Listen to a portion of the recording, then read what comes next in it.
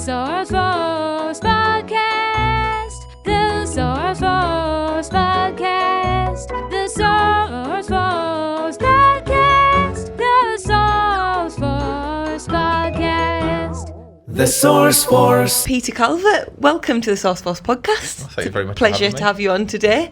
So you're currently the founder of Embeddable, and you talk a lot about supporting businesses. But where did it all begin for you?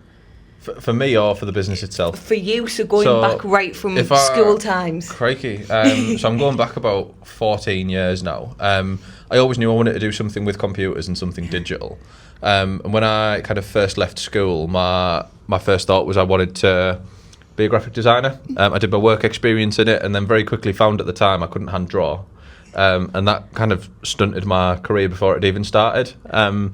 So I'd looked at kind of the college courses and what I could do. I'd trialled them and ended up dropping out of college and graphic design just because it didn't feel like a fit for me and I didn't know what was right. And that was at a point where you could drop out of college and not necessarily know what was next. I know that's changed since. But I did do my own research and that was how I came across apprenticeships, just by pure chance. And to add to that pure chance, there was a local business, 2 people strong, looking for an apprentice in digital marketing. So it made me think at the time, actually, it's maybe not quite the creative side that I wanted to do at the time, but I was also really interested in kind of the advertising and wondering what makes people buy when they see an advert on social media or when you get an email, what kind of entices you to buy that product or learn a little bit more. So I put my hat in the ring, applied at 16, not knowing kind of what the industry was like or what the role was going to be, but I was committed to wanting to learn. I'd enrolled in college only because I thought that was the only option, but realistically I knew that I was finished with the classroom then. They spend so much time in school talking about how important your GCSEs are for your career, and I remember thinking, I've got my GCSEs, I just want to start my career. I don't want to go through this cycle of doing the same with college and my A-levels, and then university and my degree.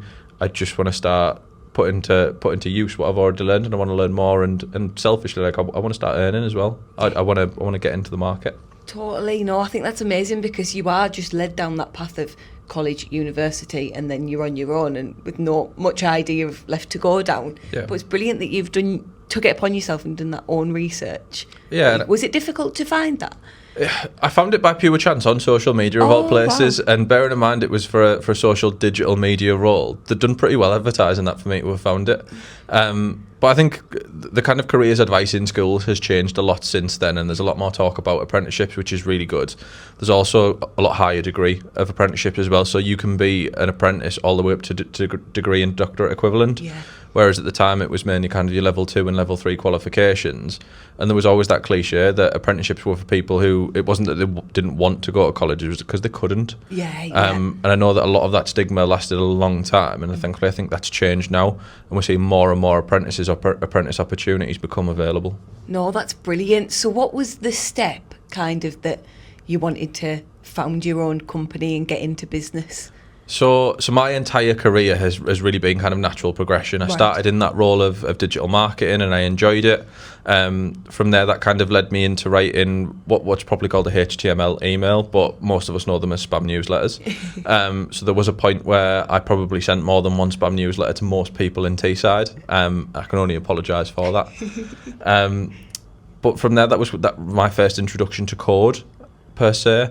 From there I got into building kind of basic websites for the web agency that I worked with, and that just continued to progress into from how does a website look to actually how does a website work. Like when you submit a form, where does that information go?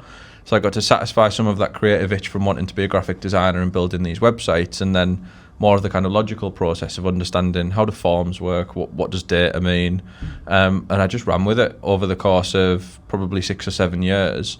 Moved into a few different businesses, and with each role kind of got a little bit more experience in not only the technical side but the people side, to the point where in 2023 when I founded Embeddable, I knew that I wanted to still be involved in the hands-on building of tech and helping people to make significant difference and bring my tech expertise into their team. But I also loved the people side of it as well, and working with really early teams and really ambitious people to help them understand whether ideas are worth pursuing, whether what they want to build with tech is achievable. Is it going to cost them £1 million and price them out straight away? Is there already too much in the market that does what they want to do. And actually, if we could answer those questions in the right way, work with them to build it, but also be visible as a person and help them scale it. No, that's absolutely spot on, because I think when you're starting a business yourself, you think that it is the be-all. Like, you think that this is brilliant, and it's good having someone exterior that doesn't really know you to take a look and say, well, actually, do you know what, it is going to cost you too much? Or, you know, you'd always go to your mum with the idea of, oh, yeah, that is an amazing idea, you're going to do so well, but having someone that with the real life knowledge and being able to say, no, it's not going to work. No, for sure. And there's a lot of people out there that have these brilliant ideas because they build up kind of subject matter expertise. They're really, really good at what they do, and they understand the problems of their industry or their job role really well. And when that light bulb moment hits to think, oh, I should do something about this, or I could do something about this, the first question is kind of, what's next? Like, how do I go about that?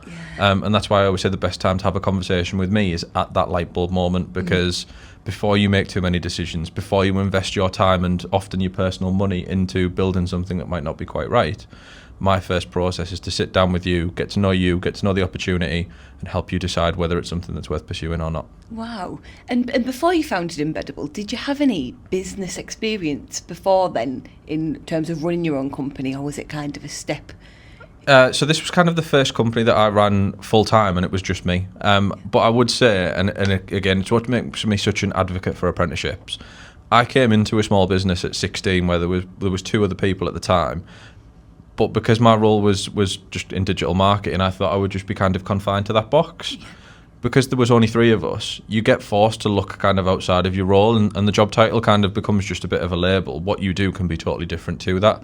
So at 16, I was learning about the finances of a business, understanding what VAT was, understanding the recruitment process, the networking process, and building a kind of business profile. And it was really that was kind of the spark of me wanting to run my own business one day. I left that business to join a slightly larger one that was going through a different growth challenge and play a part in something that would be potentially much larger. I was there for 4 years helping them build various tech products, and then ultimately kind of joined my first board full time when I joined a company as their CTO, and that was what really was kind of the precursor to Embeddable, because it showed me actually being hands-on in the technology, but also at a board level of an operating business, understanding again things like those finances, those building of teams, those strategic relationships. And actually that was something that I wanted to do, but I wanted to do it on my terms. Yeah. And I know that in Teesside in particular, there's a lot of people with brilliant ideas, but not necessarily the technical expertise or the budgets to take those forward into what could become kind of the next multi-million or even billion-pound business.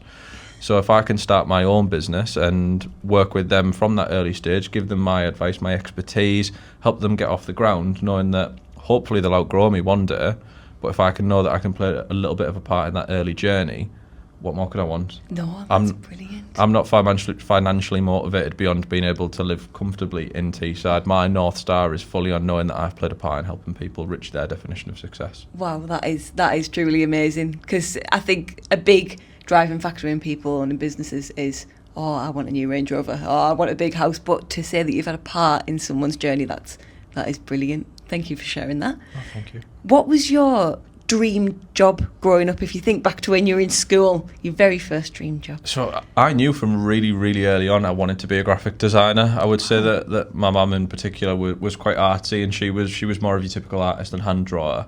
And I just kind of picked that up by proximity, and I wanted to push forward with it. And then when I learnt more about digital when I was in school, thinking actually and learning about roles about graphic designers, thought that could really be a sweet spot for me. It would kind of satisfy that want for creation, but also pulling in computers and IT. But it was just down to that inability to really be able to hand draw at the time really hindered my growth. And I'm sure that there's a point where I might have been able to pursue it without being able to, but it was enough of a blocker for me to decide that this wasn't the career that I wanted, and it made me look elsewhere. Yeah, no, that's brilliant. Just seeing that you don't have that skill and then just being like, well, I'm still going to work at my dream, but I'll just change it a little bit. Yeah, and it changed the journey a little bit. And there was points where even in the work that I do now, I still feel like there's certain elements of what a graphic designer might do, or I work with some absolutely brilliant product designers, brand designers, graphic designers, and I see the calibre of the work they do now, and I know full well I'd have never been able to do that. Yeah. So as much as it was kind of devastating at the time, having that realisation at kind of 16, 17 that graphic design isn't going to be me, it's hopefully all played out in the right direction for me anyway. Definitely. So when you founded Embeddable, what was the biggest sort of challenges that you faced in the early startup days, or was there any? Oh, there was a lot, yeah. The biggest challenges for me, so the whole reason that I founded Embeddable, and I share this quite a lot, was the catalyst was my daughter being born, and that was what kind of really, in my mind, it was my now or never moment. I always knew kind of a little bit, I'd pondered about starting a business and taking it full time, but I'd never really had the motivation or the kind of catalyst to say, right, I'm going to do it now. And when she was born, that was it. It was my now or never moment. What better time am I going to be able to kind of risk our savings whilst we're already kind of making big changes in our life?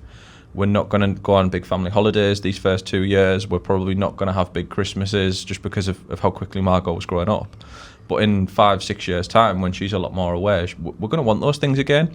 And I'm not going to be able to kind of dip into our savings in the way that I can now to be able to self-fund this business that I haven't got anything to validate on. I didn't come in with any kind of pre-existing customers. I've got to do this from zero and I've got to do it quickly. So the biggest challenge for me was actually understanding what my line in the sand was going to be as well. After my partner took very little convincing, she's always believed in me, but once I got over the hurdle of kind of explaining to her what I wanted to do and getting started, it was a case of actually I need to draw my line in the sand because this might not work. And if I don't hit these kind of specific measures, I've got to go back into the job market. I've got to drop this down to part-time and be able to kind of still afford to feed my family effectively. Yeah. So the biggest challenge for me was actually drawing that line and saying, where would I potentially stop? What is my indicator for saying that I'm on the right track? Yeah, it's difficult because when you just want something to work and you'd work so tirelessly at it, it's difficult to put a marker on, okay, now I need to stop and I need to put that margin. It's a really difficult, I bet that was a very hard decision. And it's easy to talk yourself out of it as well because any progress is progress, especially in the early stages. One positive conversation is enough to motivate you to keep going. But it's also got to lead to something, that it's got to lead to revenue generation, it's got to lead to opportunity that means that you can recoup some of the funds that you're putting in.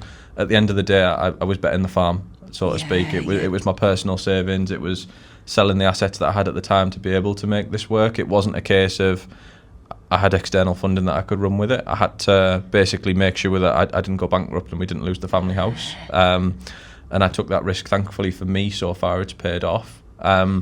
But it was really important having that line in the sand of knowing what means that it's working and what means that it doesn't. And actually making sure that my partner held me accountable to that. And having been in somewhere like Flock, having other people around me that not only could kind of be that source of inspiration, but would more than happily hold me accountable to some of those things as well.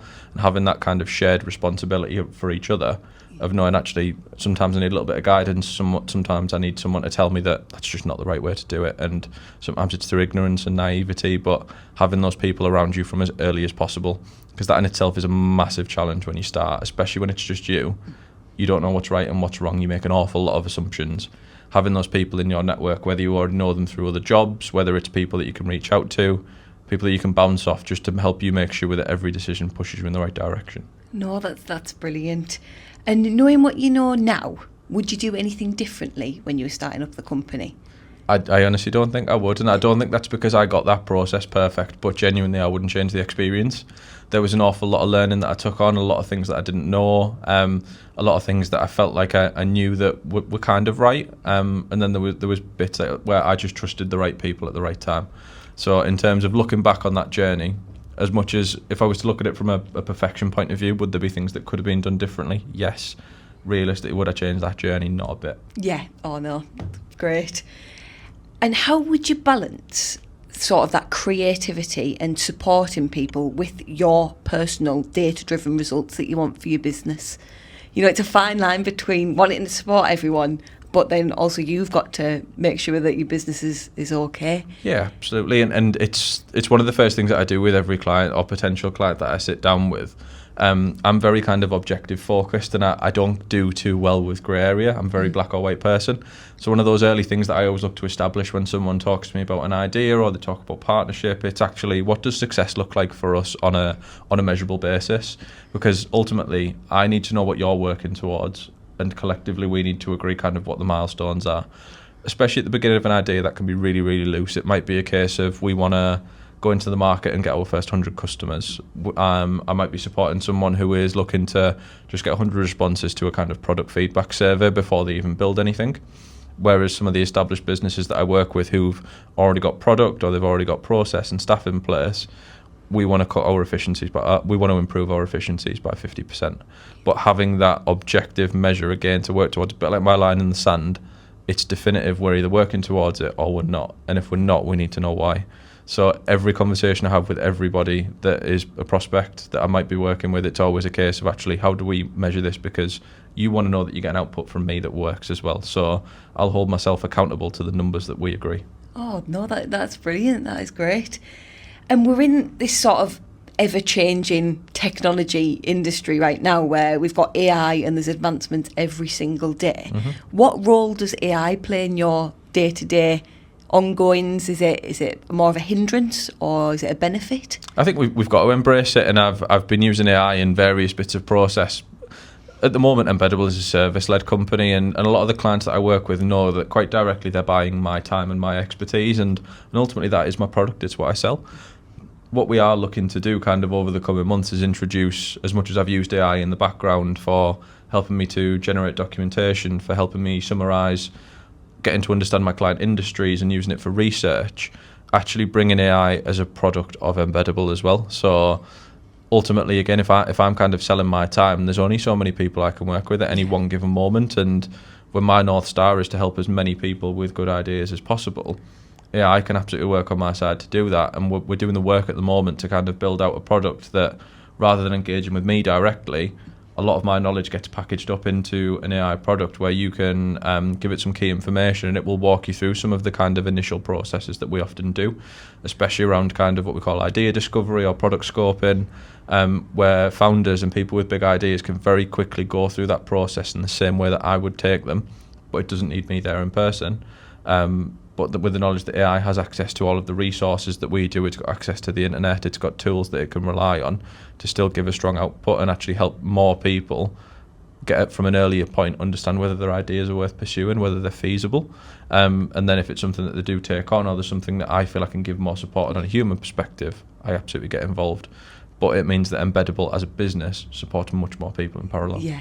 No, that's great. It is just like that bigger reach. You're only one person, but I bet there's so many people that will get knowledge from you. So to make that more available. Oh, yeah, definitely. So what keeps you motivated to come here every day and pursue your business?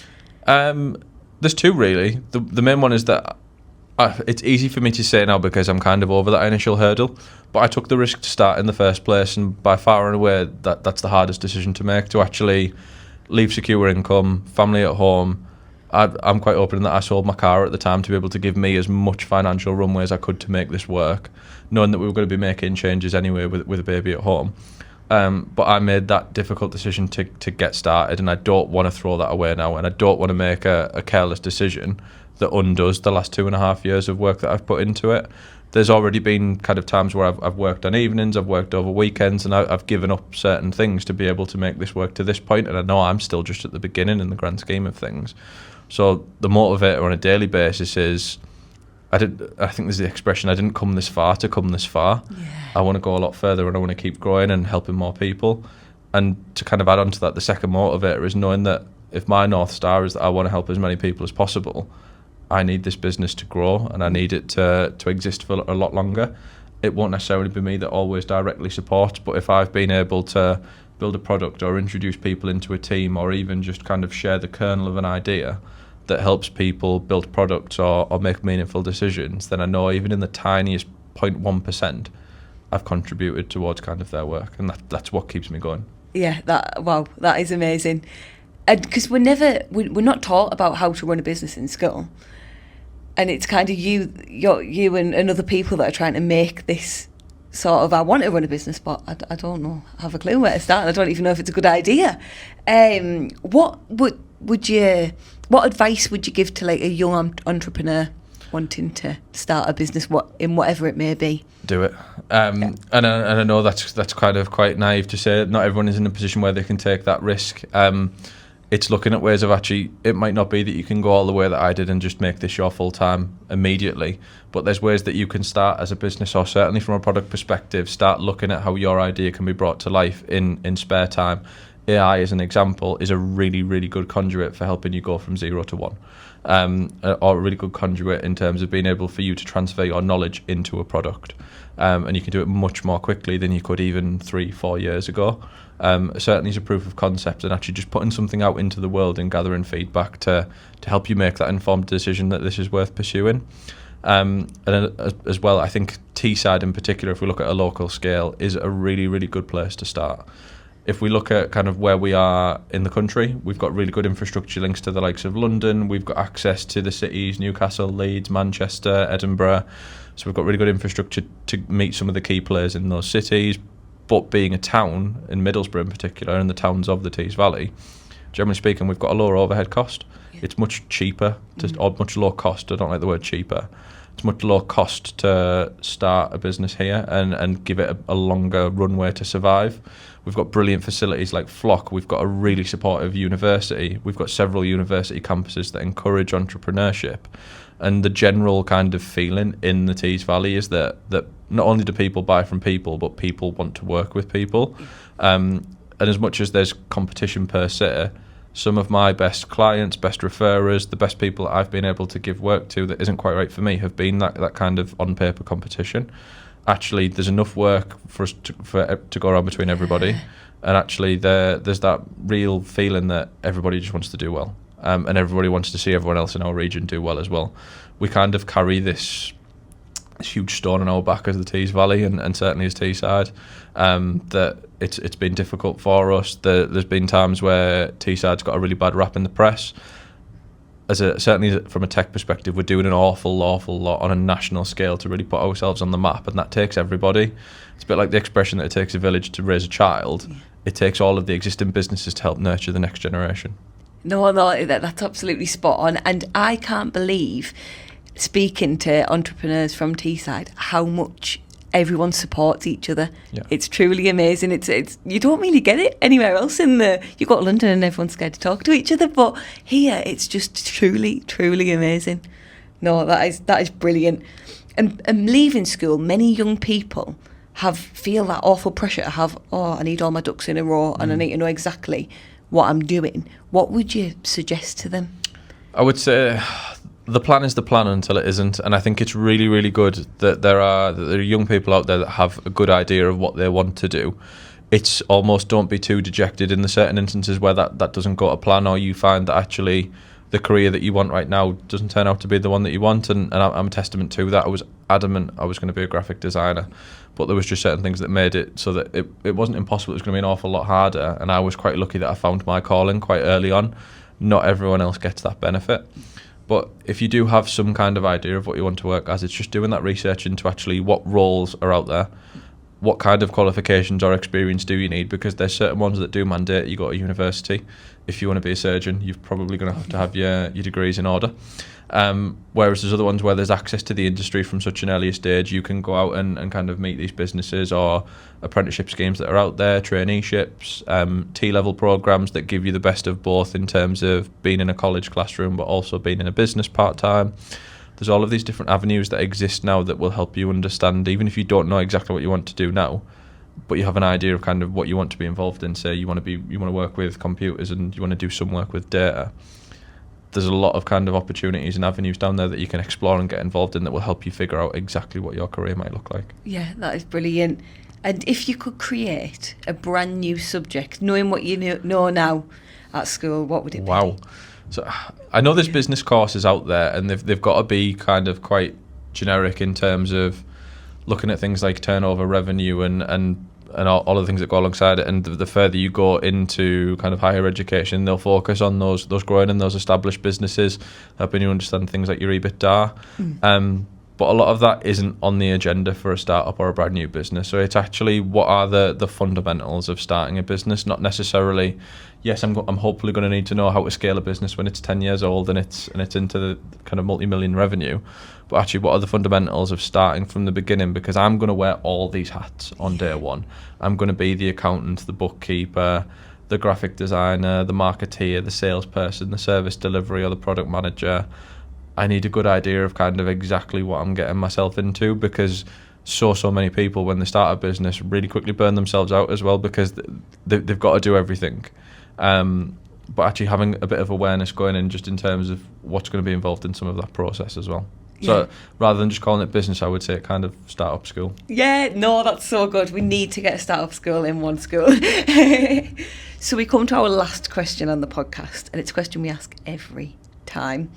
If you could go back and give yourself one piece of advice, what would it be?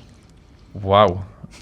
Yeah, it catches people off guard, this question. Yeah, I haven't seen the questions, but I certainly don't have anything kind of even mentally prepared for this. No. What was the question again, sorry? If you could go back and ask yourself one piece of advice. If I could give myself one piece of advice. Yeah, sorry, give yourself one piece of advice. It would probably be to trust the process. Yeah. Again, coming back to kind of not having that grey area, I don't deal too well with uncertainty, and there's a kind of tolerance to that. There's a lot of uncertainties in running a business. Will things come off? Will they fall in the order that they should? Will someone say yes, or will they say no?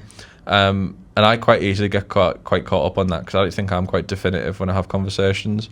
But it is just going to be a case of trust the process. I'm going to find out that graphic design isn't the right path for me, but I will fall into something in terms of digital marketing. I'm not going to be a marketeer, but it's going to be the catalyst for what I do now as a fractional CTO. And if you look at those two roles in terms of where they are and what they do, they're worlds apart, but there's kind of that journey there. And sometimes kind of serendipity just happens.